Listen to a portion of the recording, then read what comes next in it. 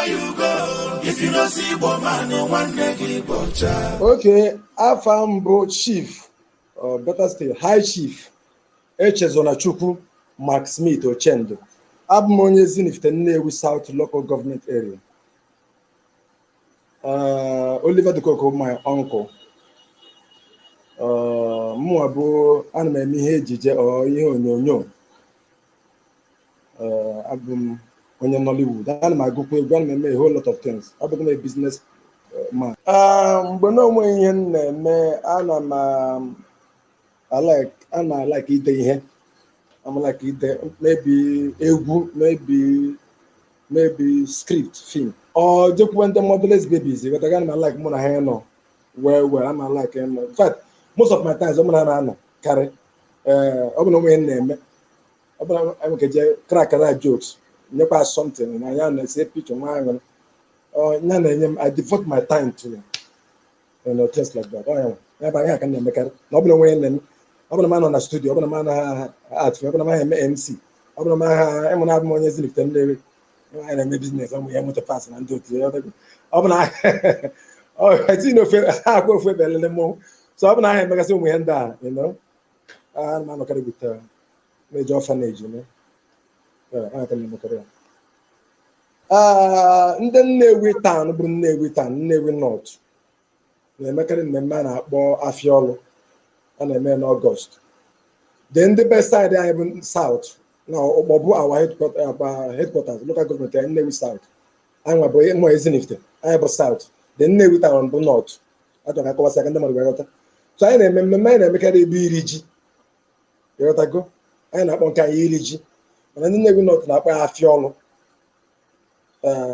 Irigian, I am a kind of 7th August. That prodigal son in the Bible. Only had only for the that prodigal son, let the prodigal son here. Now, Kebab, no, I just do it. All more where they the prodigal son. When I go out, women and so many things. I'm the proud of today. What I go, I'm going to university and do it. You know, so a whole lot. Soon like one of my father not only now prodigal son. The story of the prodigal son. Oh yeah.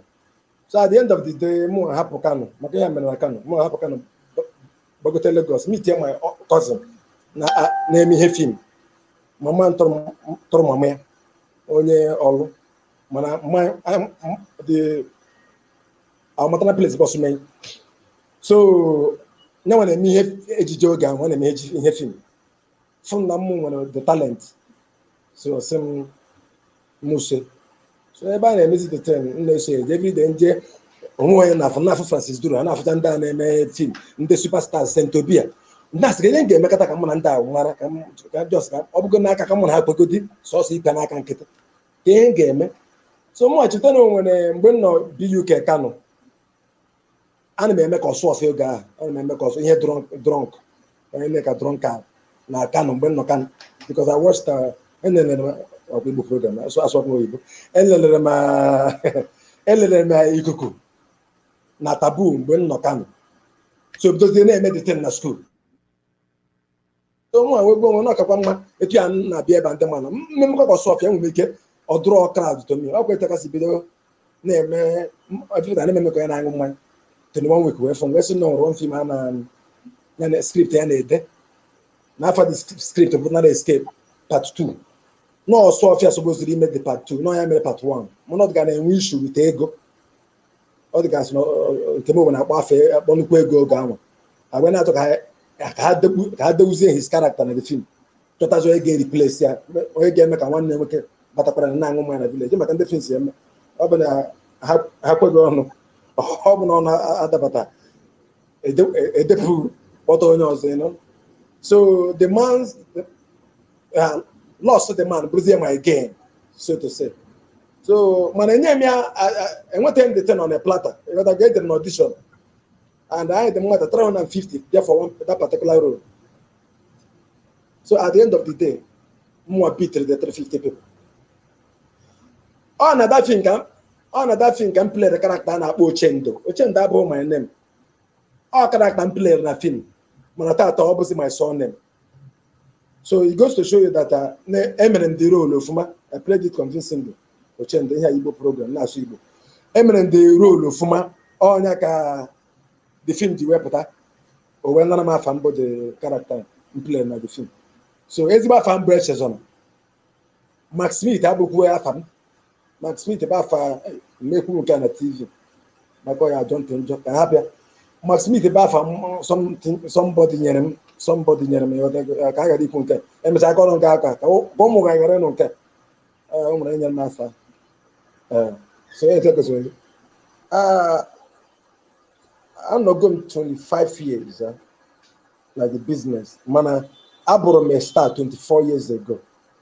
Ebidoro m ime film 1997 abatara ebe a na-eme film 1997 nwezie major break 1998 mgbe anyị mere Narrow Escape, you know, and the film became an instant hit.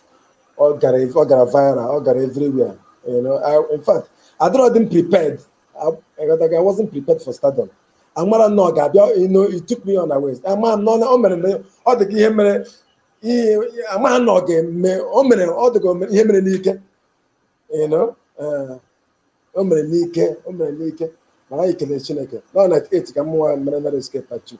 The films that are Ochendo. So, 24 years, 23 years, sorry, 23 years, not 24. So, I've been women at 7, I've done 7, Bro started like 8, so 23 years in the Bro start, yeah. You went to other guy, Nkatanya, I Mamma when you family, and men Katana, but I my end does, and met a new poor car. When I came with us home, when we got the song, we let go. When I look, mụ na nwaanyị ebibe mana enwere m ụmụ mana mụ na nwaanyị ebi alụbugo nwaanyị mana ụmụ ya 4-5 months mụ na abụ mmadụ na like kama ihe nwa ya egbu isi m onye ọbụla na-ere onwe ha ma eti nwaanyị ya na ama nothing mana ọ bụ na ọha work biko ịna ya na ekpa m onye ọbụla adị ndụ anyị fụkwa anyị ekene onwe ihe nwere nyekwa nkụ but can no buru muna lose young with anyway. It was just for 5 months. My name went 2 boys. You know that go? Mana tell you this year, only go from Igbo TV can make for young girl. Nafa, I fool them, but I'm not only nafa. All the go long overdue. I'm an old man. I got one camera for Macom Ejinakan Day. I have one camera for Emperor the Superior Warrior.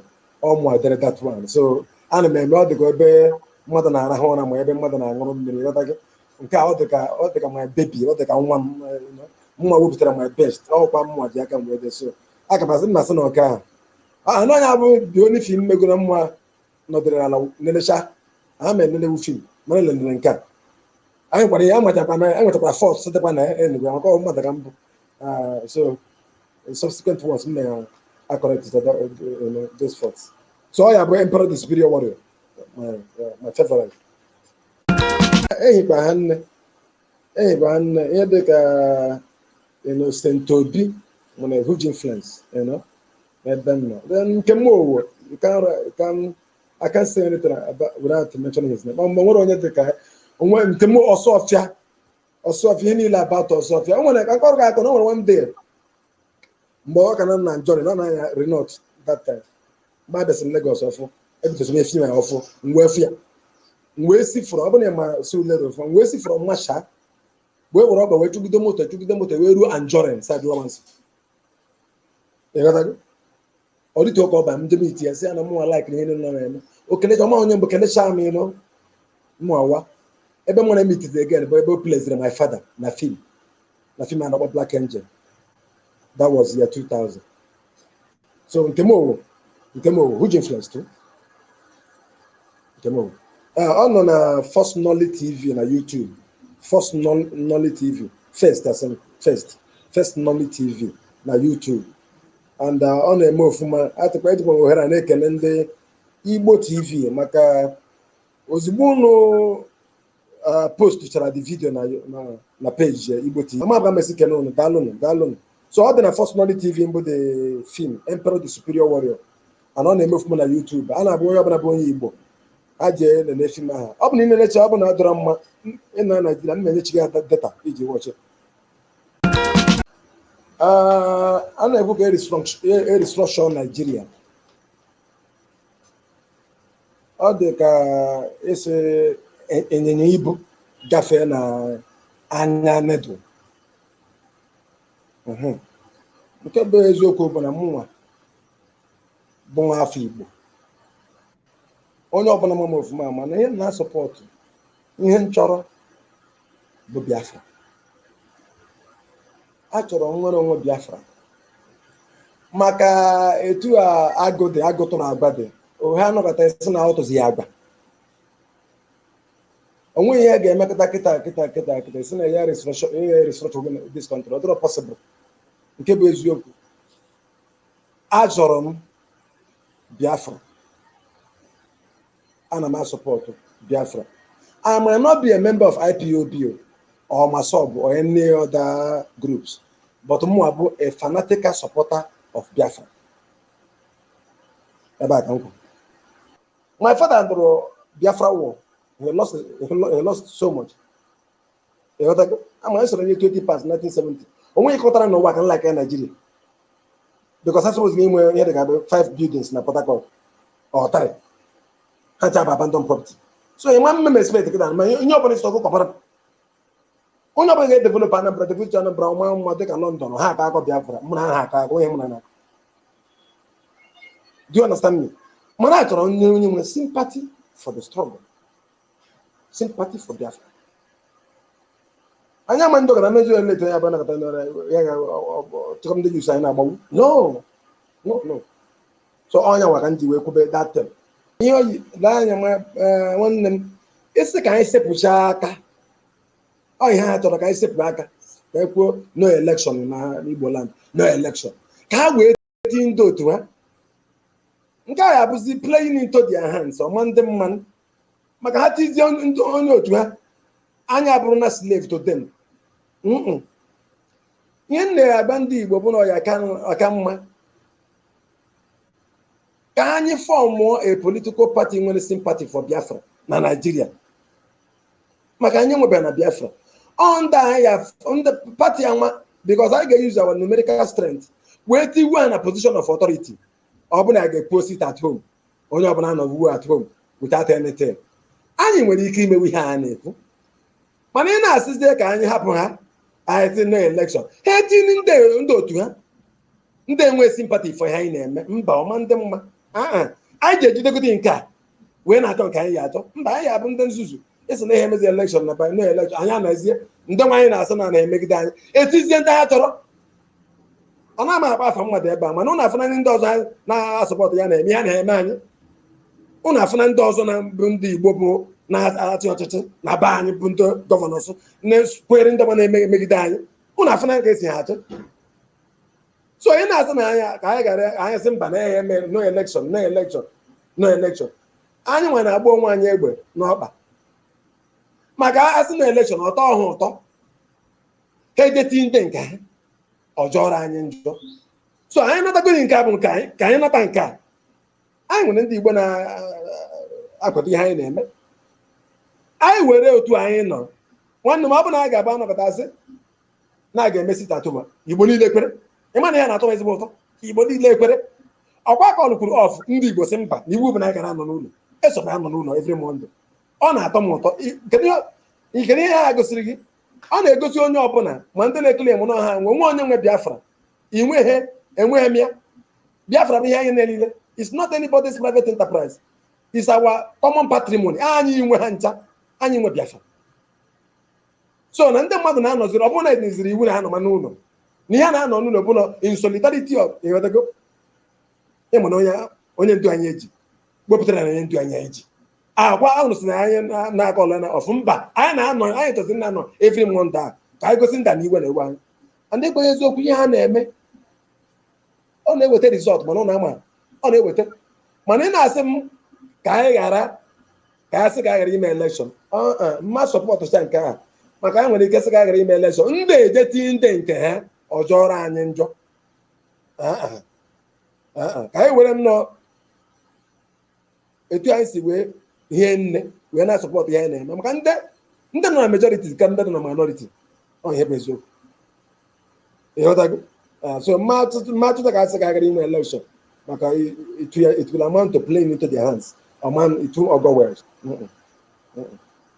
For me ka m na-agba my opinion anyị jidegode nke ahụ anyị egwe chọma nke ọzọ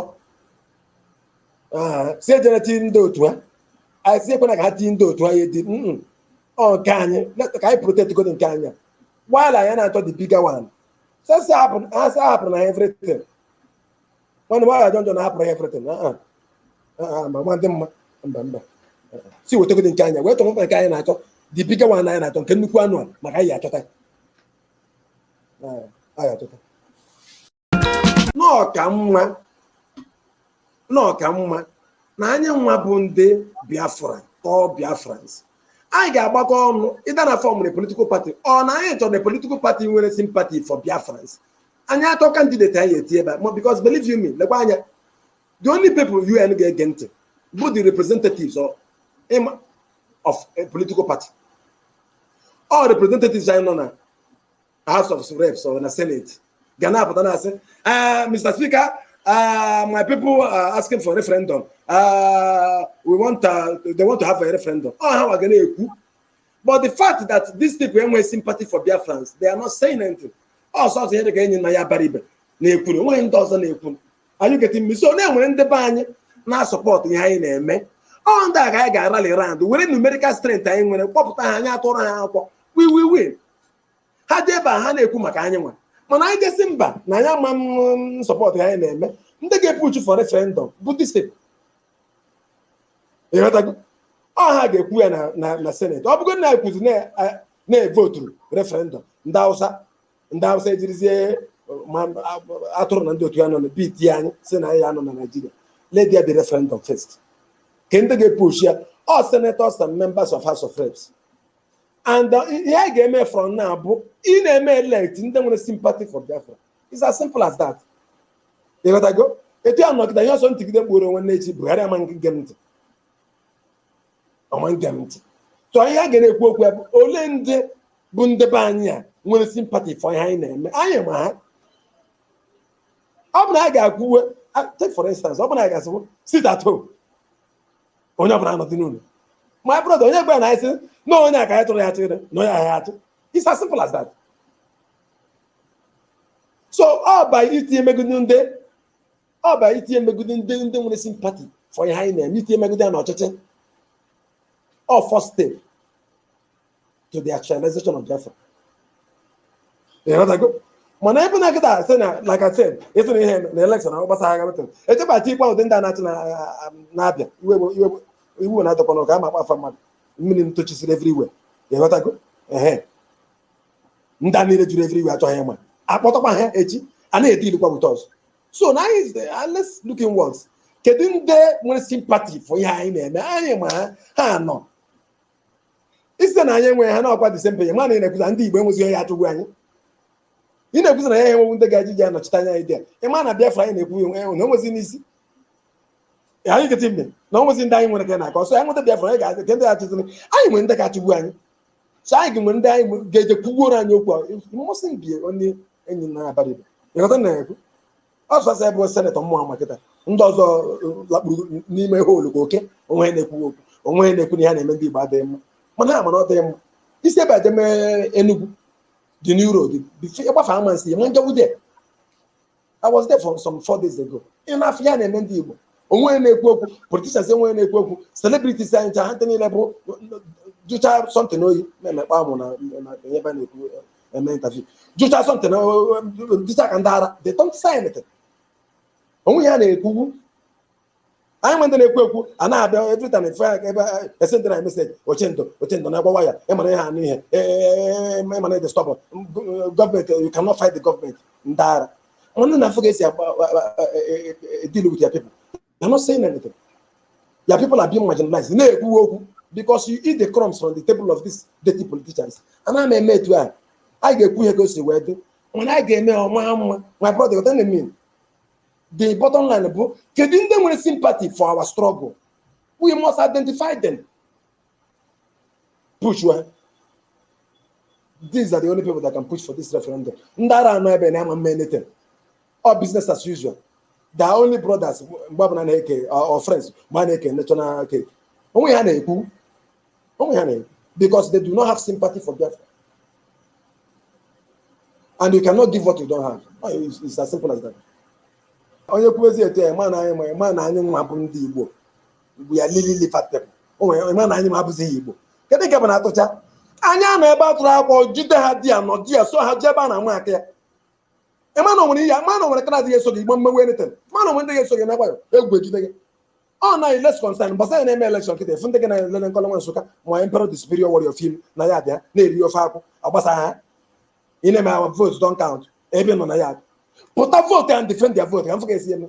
My brother, open I game we sit at home. Only open believe you. There is nothing we cannot do. Open a say I have to vote. I vote to not count. No. I thought more than say kusere. Oh, one day again a change. Effect to change here. Atu takwa anya no idea. Safeguard that vote no idea. Aguya. Amane na eme na mgbe onwekwu a na-ekwu politicians ya me ha na-eme. Ụmụokwu anyị na-ekwu na atụcha akwa kịta ebe our votes do not asị oya account kịta we will make it count.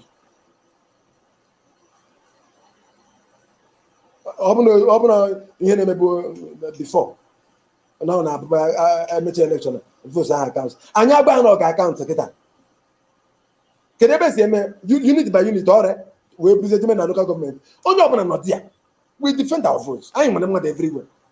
Ihe kachacha mma na-atọ m ụtọ ọbụla numerical strength anyị nwere ndị anyị ka n'ụbara anyị ka na majority ka a na-agwa ọ bụzi this few minority kana they cannot rule an obvious majority other possible anyị kwere ka ha mee that is the truth. That's the truth. Maka anyị na-ekwu na abụ na anyị na-asị ka anyị gara let's boycott the election ọma ntụ ụtọ etinye nga ha tọrọ ndị pati ihe a na-abịazi achamazi na be anyị imezie gịnị mgbe ahụ anyị na ha alụ bọọlụ egbumezi ha anyị be anyị nọ na ọya ka m ka anyị tigodi na safeguard ya be anyị wee na-achọ ya anyị na-achọ biko highest bụ ime invest na human being number one human being ọ bụghị ịrụ kasị 30 hotels na 500 hotels ime invest in human beings etu amụnwe maka enwe nke ọ bụ ihe na-abụghị ego afụm onye na-emefi m onye na-agụ ego enyegwo m ya platform kposi ebe ahacha number one investment na human beings then two ime elect ndị nwere ekwuwere m ya na ekwu ya ka everything ya ka na-ekwu ndị anyị ga-atọgharị akwụkwọ ndị anyị ga-akpọta ga-eji iji anọchi anya anyị abụrụ ndị chọrọ ọganihu ndị Igbo. Nọmba 3 ndị akpatara ego jechara na Dubai gochara ụlọ mee nka mekasị ya bịa na Lagos develop Lagos enwere ọhịa na Nnewi enwere ọhịa na Ezinifite be anyị enwere ọhịa na Nsụka enwere ọhịa na Abịrịba enwere ọhịa na Ọkaigwe akụrụ ụlọ si budata ego aba anyị ebe ọ bụ na ihe eji mara anyị bụ ịzụ ahịa Ọnịcha na Aba si budata ihe niile aba anyị a na-ekwu na ndị atọ ịrụ anyị seaport na buru ego niile jebujekwa na obodo buru ihe niile budata ala Igbo ịghọtago anyị enwe seaport anyị enwe international airport eji ije obodo oyibo anyị enweghị embassy ebe embassy dị na Abuja na Lagos na anyị chapụ nwa Nigeria ọdụrụ possible so ya na-ekwu okwu ya bụ ndị bụ ndị Igbo na-eme ofụma ji ezigbo ego akụrụ ụlọ amara onye kpatara ya ka e were develop Igbo na Igbo amaka ọhịa bụ ihe nkụzi na-atọ mfilu ga-edozi Igbo onwe ya na-asị Igbo afọ onwe ya n'anya na laanyị Igbo fụrụ onwe ya n'anya asị ka ọ bụ asị mmadụ akọzina that nonsense mba ndị ugwu fụrụ onwe ya n'anya enwe Boko Haram mgbe na-egbusi onwe ya ụmụ akọzi niile nwe ebe crime adịghị. Crime has nothing to do with ethnicity or tribe nwere ịghọtago enwere criminals in the south nwee na west nwee na east nwee na north enwere na America nwee ebe crime adịrọ nwere ebe ihe ọjọọ adịrọ mana anyị na-ekwu okwu ka ihe ọma karịa ihe ọjọọ. Ịghọtago sị na onye kwụsị gị na Igbo enwe eze, Igbo enwe eze, ọ bụ Igbo enwe eze agha, mana anyị sitere atom. Kedu ihe bụzi inwe eze? Igwe bụ na asị m site atom na sistem atom. Mana anyị site mee obe, mana Igbo enwe eze. Onye agbazina datin, anyị ga-emewu ya. Onwe ndị ga-emewu ya. Anyị kara dị we are the most united people. Igbo the united. Hapụ ya na-akọ. Ha ejizi na whoever that sold that narrative to you guys bụ onye ara. Ọ bụ ụmụaka a na-akọrọ. I love my people. I love ndị Igbo. Afọ m Igbo n'anya. Everything about me be Igbo. I'm an Igbo man first. Before kwezi ihe ndị ọzọ. I'm an Igbo man. Ihe ọzọ na-ekwuzi gbasazi mụ abụ onye Igbo. And most I'm an Igbo man. I'm a Biafra. So ọ bụ na ndị marata nwere onwe anyị even na ndị Chukwu dupụtara from Egypt kpakpara Chineke anyị ma ịtara ya ka anyị mara anyị tọrọ king. Ọma mbụ ihe ọjọọ na anyị sị na anyị tọrọ nwere onwe anyị na anyị tọrọ ka anyị ji aka chịrị onwe abụrụ ihe ọjọọ. Ọ na anyị enwezi ndị na-ekwuru anyị, onye nke na-ekwuru anyị ekwuru ndebe anya na-asọpọtụ ya, onye nke na-ekwuru anyị ekwuru ndebe anya na-agba ya mgba, onye nke na-ekwuru anyị ekwuru ndebe anya na-atụ ihe ya eji wepụli ya daa, onye nke na-ekwuru anyị ekwuru ndị nye na ha bidoro ịchụ ọkpa anụ site n'ọkpa ya tụkọ ọkpa anụ, onye nke na-ekwuru anyị ekwuru ndị na-ebidoro ihe gbasara strọgụ a onye pụtaji ọkọma nọnsens ọ kọtaghị ome nke okwu na-enyere ego nke okwu na oriri ego nke okwu onye penda ọ bụrụ ihe anyị na-eme onwe anyị. It makes no sense na and another thing ka nwanne biko anyị agba ndị Igbo ihe a na-agbapụta ihe na-akọgeri ọnụ a na-akọgeri ọnụ na Facebook onye nkwu akọgeri m ọnụ na-akọ ọnụ ka anyị kwụsị ihe a bụ ihe ndị arụ na-eme si akọzi n'ọnụ ọ bụ ihe a na-akọ ọnụ ọ bụghị ọnụ we are not keypad warriors abụghị ọnụ onye na-ekwu eri gbanye nkịtị a pig will always want to drag you in the mud. Ndị abụrụ ndị anyị enweghị ha abụrụ ka anyị na ha you cannot stoop so low. We are trying to dignify them by doing so. So onye ọbụla kwutere ndị Igbo bụ problem of Nigeria mechie don't listen to them. Si akọsụ n'ọnụ ọ bụghị ọnụ ka a bịara that's it. Ọ meseji ya enyekwa gbaba ndị be anyị si akọsụ n'ọnụ ọ bụghị ihe ọnụ. Ihe m chọrọ ịgwa ndị Igbo bụ na ihe ndị Igbo na there is light at the end of the tunnel. Weeping may endure the night, but joy comes in the morning. Go to Bible. You need to make it out. The people of God in Israel, they were in captivity for 430 years. I don't know. Na captivity, na land of Egypt for 430 years. Man, a day, Amoya na Moses. And the reason for his creation was to liberate the people of God from the shackles of the dictatorial Pharaoh. So Moses. The Moses might not be the Joshua, but Moses that will take us out of this, political quagmire. In the Gubuna, only upon Ekoroponobi, or this Yanya, or this Yagan behind Nato. I listen. Can I get a distracted? Let's remain focused. Man, at all can you take your loss into our hands? Only I don't want to provoke you one day. When you may be seeing my Bob and Macatara. A force to you may be seeing in Alabama. Oh, where go ahead in Alabama, age, I'm a supporter, maybe me here. Man, I really know when I bet maybe him, which I am support. I am an ever age. I never get bad, maybe. Man, I can't cabana, beacon. See maybe. See maybe. Can I do ya natural? Or hate the Pania Kakita, young with it. Manucha Diana, or coconut boy. I cannot ban you, Hakana. What I go?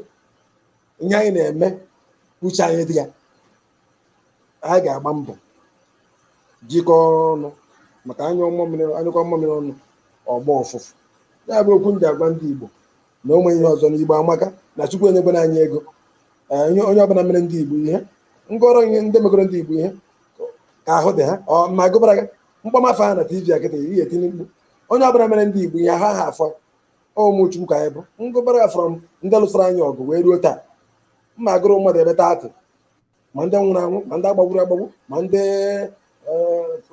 Fulani herdsmen take over their community. Ọ bụrụ ihe unu mere ndị Igbo anọ na-atọbụghị ime apologize for ihe unu mere. So na okwu na-ekwu mbụ ndị Igbo jisi ike na ebe ụmụ Chineke na onwe ihe na-eme anyị. There is light at the end of the tunnel. Igbo TV bụ nke anyị.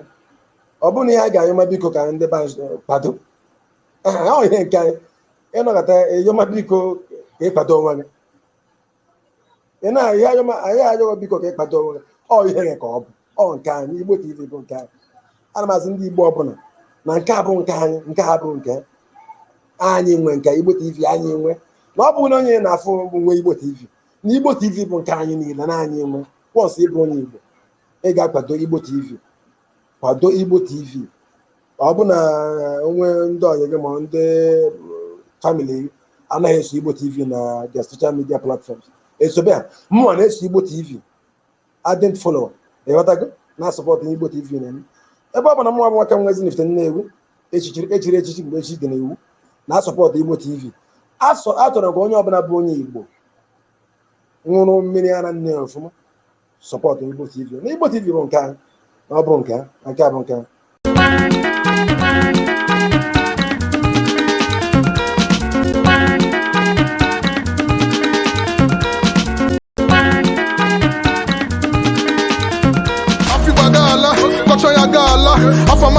Igbo TV agala.